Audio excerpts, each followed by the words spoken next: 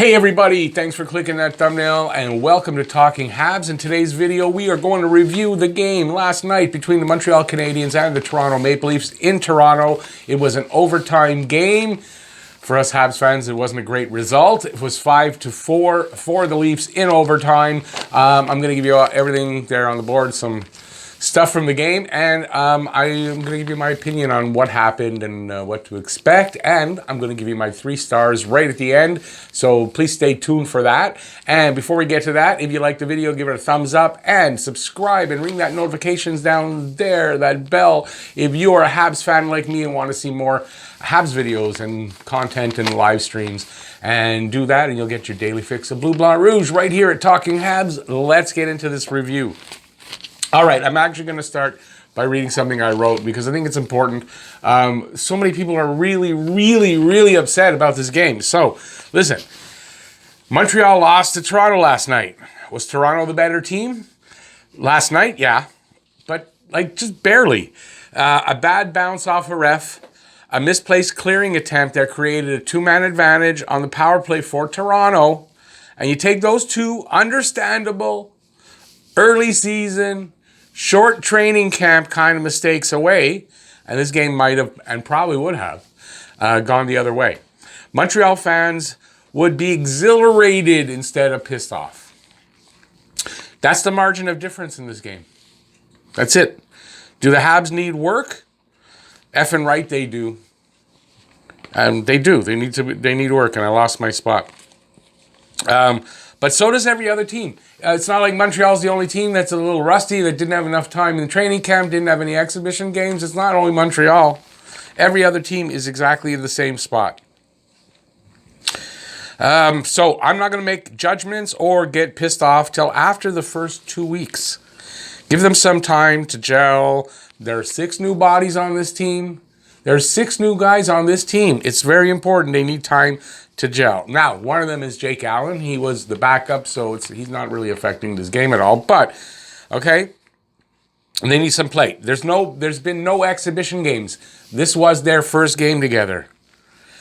I like what I saw from the offense. The chemistry is there between Nick Suzuki and Josh Anderson and Jonathan Drouin. Toffoli and KK look promising together, and the Danault line isn't going to suddenly be awful. Danault, Tatar, Gallagher, it's not all of a sudden, oh, it's the worst line in the league. It's not going to change much, if at all. Price wasn't at fault on 2 or 3. I think 2. He just didn't see 2 of those goals.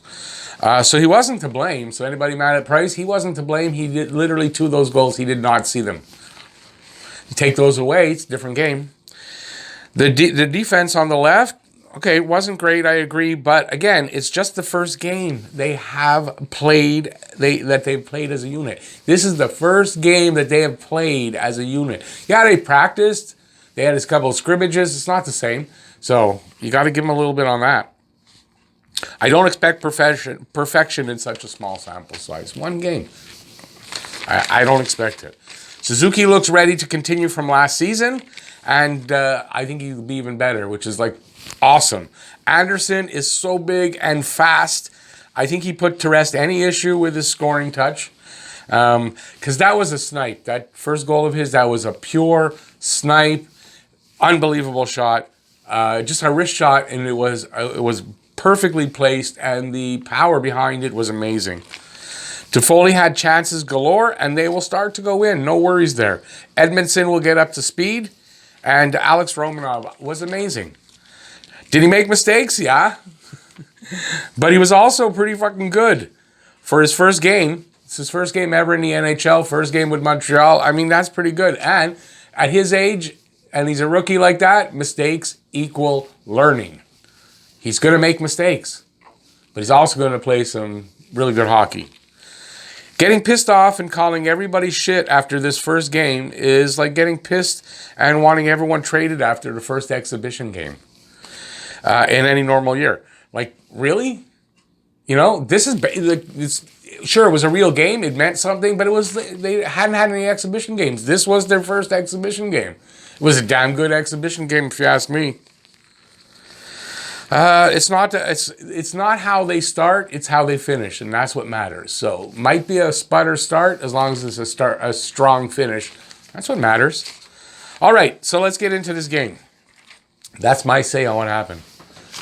Okay, so started out in first period. First of all, started out no whistles for like 5 minutes. Price made 2 really good saves, looking really good. Fast pace, energy. This looked like a really good game in the making. I thought in the first period, Montreal was probably the better team in the first period. But I mean, not by leaps and bounds. It was a tight game. I knew it was going to be a tight game going in, and that's what we got. First goal came at 12:49 on the power play. Nick Suzuki. I believe there was a shot, rings off the post, comes out to Suzuki. He's really bad angle on the right side, needs a right-hand shot, and he somehow finds the inside of the far post, and it goes in. You can hear the ding, and it goes in. So first goal, Nick Suzuki, first goal of the season for him and the team, and from Drouin and Petrie, and things are looking good. At 15:56, though, so, there's a lot of play back and forth. It's good hockey. Let me see what I wrote there. I don't even. I did write line 2 was looking really good. You can see right away, line 2, that's Drouin, Suzuki, and Anderson. There's chemistry there. This line looks dangerous. It's 10-4 in shots with 5 minutes left. So at this point, it's 10-4 in shots. Nylander, I think from like the point, he rips one. And through a screened Price, 3 Habs in front of him, literally in different spots. He couldn't see it. And Nylander just rips one and snipes it into the top. And 1-1. I mean, you're not going to expect the game to go without any scoring from Maple Leafs. 4 minutes later, almost 4 minutes later, Anderson. Now, I don't remember. I think somehow the puck, I think, is... who gets the assist there? Drouin. So Drouin's in like the corner. Anderson's coming in at the top of the right circle. He gets the puck and he wrists one. I thought it was fully cross-body, which is really hard, but it wasn't as much cross-body as I thought. But he rips one, like a wrist shot, and he snipes it right into the far side, like a beautiful shot. If you were wondering about Anderson, all the wonder was gone with that shot. He gets his first from Drouin. I said that from Drouin Petrie? Yeah, again, from Drouin Petrie. There you go. Nylander's, by the way, was from Holland Tavares. So that's the end of the period. Looking good. Montreal playing well. They've got the momentum with the late goal. And I don't want to take too much longer. Second period. Power play goal. Thomas Tatar. After Drouin had a bit of a breakaway. I thought it was a lame attempt on a breakaway. But anyway, Tatar on the power play gets a breakaway. And he makes no mistake. And he puts it through. His first from Romanov. Romanov gets his first assist. And Weber. Again, a lot of play. It's not as favorable to Montreal. I thought it's starting to change the tide a little bit. I think there's a fight in there, Simons and Anderson. I'm not sure if that's the third. I got it here. I'm not going to look. 18 minutes in, power play goal by Nylander. He gets a second from Spezza and Hyman. And I think I saw somewhere it was Spezza's like his 600th assist, so he's been around a long time. Now, not long after that, I think this is on a 2-man advantage. 1921 of the second period. Tavares gets his first from Marner and Anderson. There was a 2-man advantage. Suzuki takes a penalty. And 3 seconds later, on a clearing attempt, Weber over the glass. He didn't hit the glass, obviously went right out. He gets a delay of game penalty. It's a 2-man advantage. They score on the first penalty. They don't score on the second. Well, they're consecutive, but you know what I mean. They don't get 2 goals. And the tide really kind of turns there. It ties up the game. It's 3-3, and it's a late goal in the period. It goes into the third. But early on, 1:03 in, Anderson gets his second goal from Edmondson and from Drouin. So Drouin's third assist, and it's like a squeaker. He gets a shot. I don't remember exactly the how he gets it in there, but it sort of squeaks through Anderson, dribbles in. But it's a goal nonetheless, and I do believe, like as it's dribbling in, Suzuki sort of makes sure that it went in. So there was question mark whether it was Suzuki's goal or Anderson's goal, but it had crossed the line before Suzuki touched it, so it was Anderson's goal. And no assist for Suzuki. They had originally given him one, but they took it away. And I guess, I don't know, because there's still 2 assists there, so I guess maybe it wasn't the assist they took away. They thought he scored it. I don't know, it was something like that.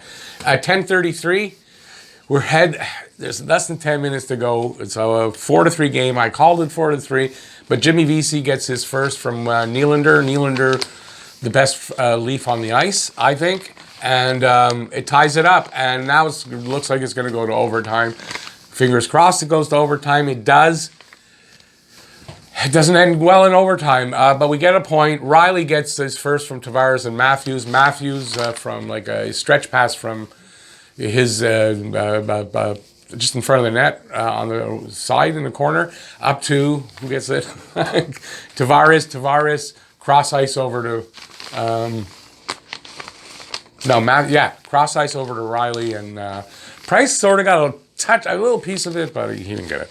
Okay, so it ends that way. That's it. Shots on goal, 32 for Montreal, 34 for Toronto. Face-offs, 46% for Montreal, 54% for Toronto. You're going to have to expect... There's my phone. You're going to have to expect... yeah, there you go. Some face-off problems with Montreal right now. Young centers, they're learning. Deneau's still teaching them, giving them tips. It's going to take some time. It might be a little while. We're not going to do great on face-offs every game. Power plays, 2 for 3 for Montreal, 2 for 4 for Toronto. Montreal out-hit them 32-14. Now time for the 3 stars. I'm going to give you an honorable mention. For me was Romanov.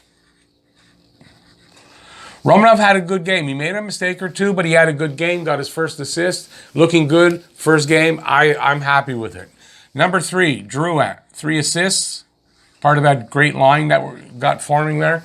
Thought he had a good game. The ref, he bounced the puck off the ref. That's not something that, that's a fluke thing. You can't come down on him for that. Number 2, Anderson. 2 goals. Flying out there. Looking good. I can't wait to see him a month down the road and see what he can do. And first, Suzuki.